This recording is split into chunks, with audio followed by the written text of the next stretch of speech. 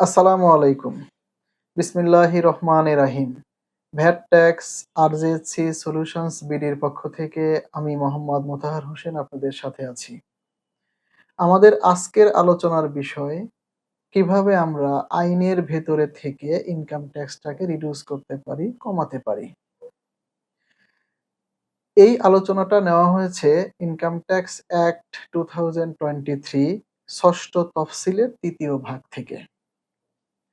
আমরা নির্দিষ্ট কিছু খাতে যদি কিছু টাকা বিনিয়োগ করি, সেক্ষেত্রে আইনের ভেতর থেকে ট্যাক্সটাকে কমানো সম্ভব। সেই খাতগুলো কি? ১ নাম্বার জীবন বীমা প্রিমিয়াম।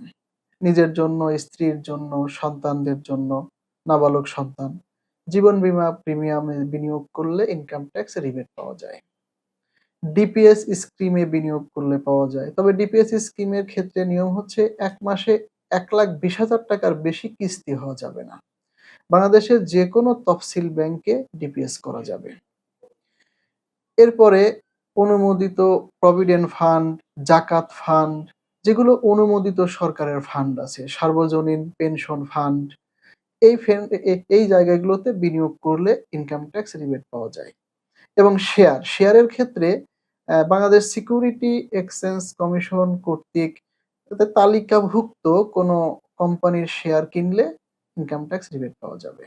সঞ্চয়পত্রের ক্ষেত্রে নিয়ম হচ্ছে সঞ্চয়পত্র ৫ বছর মেয়াদী সঞ্চয়পত্র, ৩ মাস অন্তর, অন্তর মুনাফাভোগী সঞ্চয়পত্র, আ পারিবারিক সঞ্চয়পত্র। সঞ্চয়পত্র থেকে সঞ্চয়পত্রে টাকা বিনিয়োগ করলে ইনকাম ট্যাক্স রিবেট পাওয়া যাবে। আমি যে খাতগুলোর কথা বললাম, এই খাতগুলো আ ধরেন এই সমস্ত খাত সবার নাই। যার যে খাত থাকবে, সেই খাতে বিনিয়োগ করলে সব বিনিয়োগের যোগফল ৳১,০০,০০০। আর ধরেন আমার মোট আয় ৳১১,০০,০০০।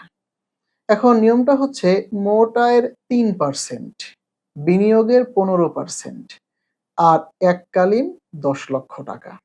এই ৩ টির মধ্যে যেটি ছোট।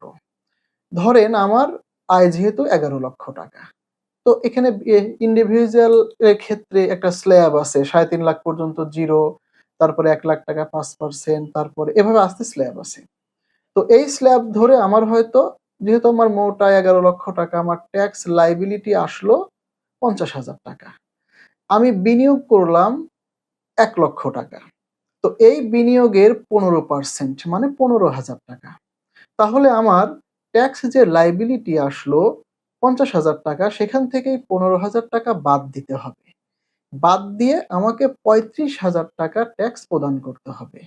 তাহলে আমি আইনের ভেতরে থেকেও আমার সঞ্চয়ও হলো, আবার আমার ইনকাম ট্যাক্সটাও রিবেট পাওয়া সম্ভব হলো। এই পদ্ধতিতে আরো কিছু যখন প্র্যাকটিক্যালি কাজ করা হবে, আরো কিছু পদ্ধতি আছে, তবে এগুলো মেইন। এই পদ্ধতিতে করলে আমরা আইনের ভেতরে থেকে ইনকাম ট্যাক্সটাকে কমাতে সক্ষম হব ইনশাল্লাহ।